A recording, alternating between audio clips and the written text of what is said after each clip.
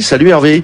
Bonjour, mais quel plaisir de venir parler football africain. Non, mais quel spectacle au Stade des Martyrs. Magnifique, mais Philippe Doucet n'a pas aimé. RDC serait passé genre. Ah si, mais si. Non, et puis la RDC quand même fait un parcours assez incroyable. D'ailleurs, faut pas que les gens soient aussi durs. Hein. J'ai vu un petit peu ce qui s'est passé après le match, parce que il y a une deuxième place à prendre et il y a une place de barragiste. Et puis en plus, il reste que 2 points de retard, donc rien n'est fait. On va en parler. Vous l'avez entendu déjà, le match d'hier RDC-Sénégal, on est quelques-uns autour de cette table, peut-être pas vous, Dominique Sévrac, mais Philippe, Hervé ou moi, avoir rêvé d'être hier au Stade des Martyrs. On aurait peut-être mis un peu de temps à sortir du stade, sans doute. Oui, mais à l'arrivée, ça s'est plutôt pas si mal passé. Pas de drame, évidemment, mais une victoire et une remontada, clairement. À 2-0, après 30 minutes, on donnait pas cher de la peau des Sénégalais dans cette finale de groupe. On rappelle que la RDC était devant au coup d'envoi, Philippe. Oui, la RDC était devant, donc même un nul était plutôt profitable à la RDC, même si leur calendrier pouvait être un peu plus complexe ensuite. Mais en tout cas, quand ils ont mené 2-0, honnêtement, on a pensé sur la foi du football africain qu'on connaît bien, ou à domicile quand même, le fait de jouer à domicile est un avantage considérable. S'il y a encore un continent où ça pèse, c'est bien l'Afrique. Ah, vous voyez. Et mener 2-0, on se disait, franchement, ils sont dans une situation idéale. En plus, tactiquement, ils jouaient très intelligemment. Ils ont eu un petit peu de mal au tout début du match. La défense sénégalaise était aux abois. Mais ils ont joué intelligemment en contre et franchement, ils les manœuvraient remarquablement. Et puis, un petit peu de relâchement, je pense, sur la fin de la première période, mal négocié par la RDC. Et en fait, le but qui change tout, c'est le premier. Ils reviennent très vite à 2-1, de 2-0. Et à 2-1, le match n'est plus du tout le même et il est devenu fort complexe. Mais je pense qu'il y a un gros regret quand même pour la RDC qui a vraiment mal géré l'affaire. Ouais, mais il faut pas oublier non plus que c'est pas la première fois que ça leur arrive. Non, rappelons-nous le match contre la Tunisie. La Tunisie menait 2-0 à la mi-temps, et là, quand j'avais vu ça, je dis c'est fini. Et non, ils sont revenus à 2-2. Il faut bien comprendre que la RDC aussi, c'est-à-dire qu'ils sont en train de reconstruire une équipe, parce que c'était quand même en lambeaux depuis des années, malheureusement.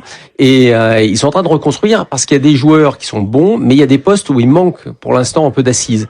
Alors, on a un gardien de but qui ne joue pas.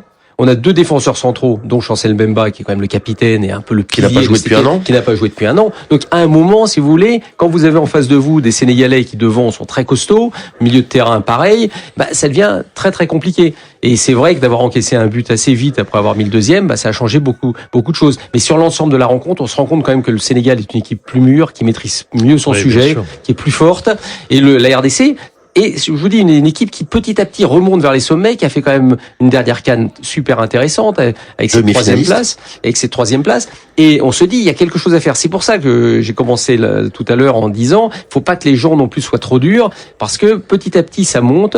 Ils ont un sélectionneur qui a réussi à attirer pas mal de binationaux, Sadiki. Alors Muko était pas là parce qu'il était blessé, mais il y a plein de gens qui commencent à venir. Devant, il y a du monde. Il va falloir essayer de trouver effectivement derrière des joueurs aussi qui peuvent se solidifier. Même si Wan-Bissaka est arrivé, c'est intéressant. Et le gardien, c'est compliqué. Mais sinon, vu la passion que ça a pu drainer ce match-là, c'était incroyable. Franchement, on était tous derrière les réseaux sociaux. On sait en plus que on parle quand même d'un pays qui a des souffrances. C'est pas simple. C'est-à-dire que c'est un pays qui a beaucoup de difficultés. Et on s'est dit à ce moment-là, tout le monde tirait derrière ces éléphants, j'allais dire ces éléphants, n'importe quoi, ces léopards. C'est léopards. Les léopards, et ça c'est quelque chose de très très fort. C'est pour ça que j'ai pas été surpris qu'à la fin du match, vous savez, quand vous avez une telle passion, vous passez vite d'un moment à un autre. Il y a quelques sièges qu'on volait, on va dire un peu plus.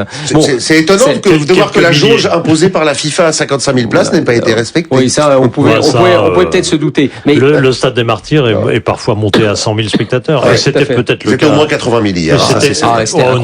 Mais il y avait 80 000 billets vendus sur une jauge à 55 000. Faut pas que les Congolais se disent... 100 000 dans le stade, probablement. Il faut surtout pas que les Congolais se disent c'est perdu. Déjà, j'ai trouvé que le fait que l'équipe nationale mène 2-0 comme ça, j'étais presque surpris pour une chose, parce que je m'étais dit, la pression qu'ils vont avoir, quand ils vont prendre leur bus, entre l'hôtel et le Stade des Martyrs, ils vont se rendre compte que vous avez un pays derrière vous. Mais il faut pouvoir résister à ça.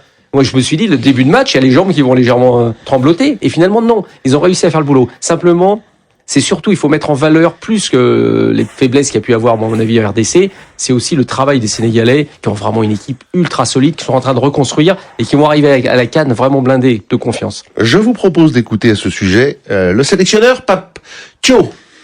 Ils étaient premiers. Je pense que le favori, c'était la RDC. Et devant son public, un beau public qui a montré pousser son équipe jusqu'au bout.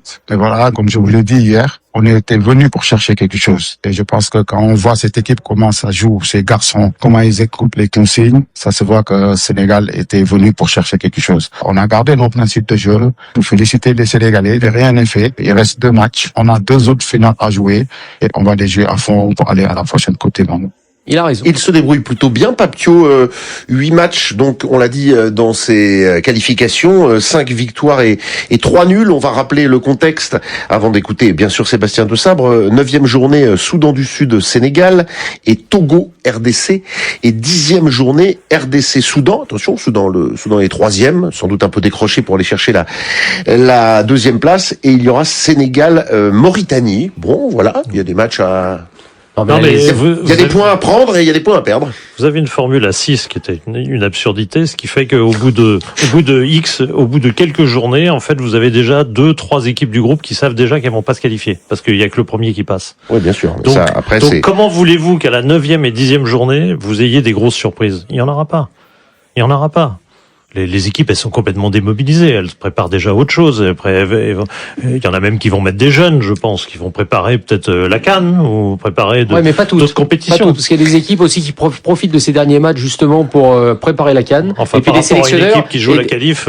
Et la RDC, elle va jouer la qualif au moins pour les barrages. Eux, ils sont bien placés parce pour les barrages. Ils ont 16 points. C'est plutôt bien parti. Je vous propose d'écouter Sébastien de Sabre qui fait, on l'a tous dit ici, on est tous d'accord, un très très bon travail depuis son arrivée du côté de Kinshasa. C'est sûr que c'est une déception par rapport à la physionomie de la rencontre, c'est dur. Le match a tenu ses promesses, malheureusement ça n'a pas tourné en notre faveur malgré le fait qu'on ait eu 2 buts d'écart, on a eu beaucoup d'occasions, le Sénégal également, mais la réalité c'est qu'ils ont marqué un but de plus que nous, donc il faut féliciter l'adversaire. Nous regarder ce qui n'a pas marché pour sur les prochaines rencontres contre le Togo et le Soudan, continuer notre route de qualification vers la Coupe du Monde parce que ce n'est pas fini. On est 2e et on doit y croire jusqu'au bout. Voilà pour Sébastien de Sabre. On rappelle que les 2 équipes sont dans le même groupe lors de la CAN. Oui. Mais c'est vrai que oui, là, il y aura 2 ou 3 qualifiés dans le groupe, ce sera plus facile. Oui. Sur 4. Ce match-là, quand même, était très attendu. Il a tenu toutes ses promesses. Oui. Et ça aussi, voilà, c'est quand même... C'était sur un terrain très difficile, ils ont fait franchement, ça a été un très bon match de foot en dehors de l'émotion qu'il a suscité. Et puis c'est une belle exposition pour le foot africain. Parce que quand vous avez un match comme ça, tout le monde en a parlé. C'était en plus avec la passion, la pression qu'il y avait autour de ce match-là. Maintenant, effectivement, le terrain, le problème, c'est qu'il va falloir aussi à un moment travailler sur les terrains. Et d'ailleurs, je pense que Wissa doit toujours se poser la question comment il a glissé sur un contre à 2-2, parce qu'à un moment, il a une possibilité. Il va au but, mais on n'est pas en Angleterre. Et les appuis ont ripé, et ils perdent mine de rien l'occasion peut-être de marquer ce 3e but qui aurait fait la différence. Donc vous voyez, ça a des conséquences peut-être plus graves qu'on peut le penser.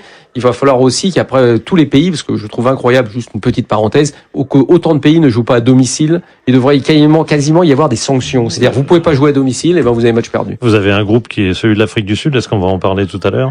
On va en dire un mot, bien sûr, parce que les 4 derniers matchs, ils jouent quand même à domicile. C'est-à-dire, les 7 et 8e journées, ils ont joué à domicile, et 8e, et 9e et 10e journée, ils joueront également à domicile parce que les adversaires jouent chez eux. Donc comment voulez-vous faire des compétitions normales? Ça vous étonne? De ce genre-là. Vous, Dominique Sévrac, vous êtes moins sur le football africain. La première question, c'est est-ce que l'aura d'un match RDC Sénégal, c'est assez loin du football africain. Est-elle arrivée jusqu'à vous? Est-ce que quand même, vous avez regardé les résultats? Est-ce que ça vous parlait? Oui, bien sûr. Quand même, on s'intéresse un petit peu, même si on suit ça de loin, non? Bien sûr. Ça reste, c'est un continent de foot, donc on parle pas de, par exemple, l'Océanie, ça serait des choses que je regarderais beaucoup moins. L'Afrique, c'est évident que ça fait partie de notre culture de foot, quoi, de passion et de résultats. Mais j'ai pas ce même rapport avec les résultats de la Corée du Sud ou voilà. Mais l'Afrique, c'est évident. Mais la Corée du Nord, oui. Dominique qui confiait hors antenne se tâter quant à aller vivre sa première CAN en décembre prochain au Maroc. Vous seriez bien accueilli au sein de l'équipe RFI. J'ai déjà fait quelques stades là-bas, notamment à Rabat et à Casablanca. Le nouveau stade de Rabat est incroyable. J'ai connu l'ancien. moi. Les nouveaux, Ah ouais. tu y as été? Non, j'y suis pas allé, mais j'étais en fin de construction D'accord. et on m'a confirmé après Ça va être l'ouverture là. C'est le stade de la finale. Stade le stade de la finale de la CAN, hein, Oui, de oui, la bien sûr. CAN. Ah ouais. 80 000, 100 000 70 000, je crois, ou Ah, 78 000. Non, mais à Casa, ils font un stade de 100 000 Oui. pour la Coupe du Monde 2030. Qui ne sera pas le stade de la finale. Non, je Je crois ne crois pas. pas. Je suis pas sûr. C'est pas sûr, c'est pas Attention, encore attribué. attention. C'est pas On sûr. rappelle qu'il y a 9 stades, hein. Combat en vue quand même. Hein. Ouais, ouais. Combat en vue. 9 stades dans 6 villes différentes. Combat en vue. Ah bah de toute façon, la Coupe du Monde est sur 3 continents en 2030. Ouais, donc ça- c'est- Ça, c'est- ça se jouera On a entre le temps.